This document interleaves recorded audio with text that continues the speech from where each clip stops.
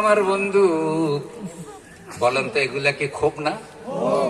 কেন ক্ষোভ? 15 বছর পর্যন্ত তুমি যা করছো, তোমারে তো পাইলাম না, ফাইসি বেচা পাত্তরের মূর্তি। রাগ গোসা সব ওখানে উড়েছে। অথচ মূর্তি বানানো কবিরা গুনাহ, মূর্তি বানানো পাপ।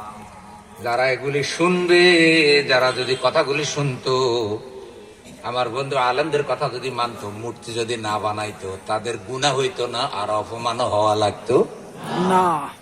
এগুলো আবু জেহেলি চরিত্র।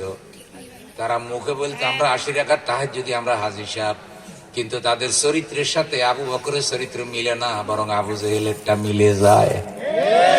মনে হয় যেন আবু জেহেল বদরের যুদ্ধে মারা যাওয়ার আগে সব ইসলাম বিরোধী বুদ্ধি এদেরকে দিয়ে গেছে।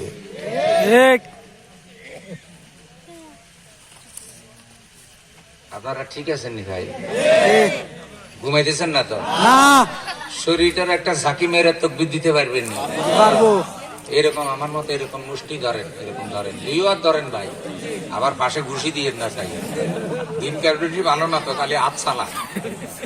এটা ধরাইছি কেন? শরীরটা ঝাঁকি দিয়ে মুজাহিদের মতো তকবির দিতে হবে। বা ইমানদারের তকবিরের মধ্যে একটা শান মান আছে না নাই? এই জন্য হজরতে বেলালের মতো, হজরতে হামজার মতো 2 হাত উঁচু করে মুজাহিদের মতো তকবির দিতে হবে।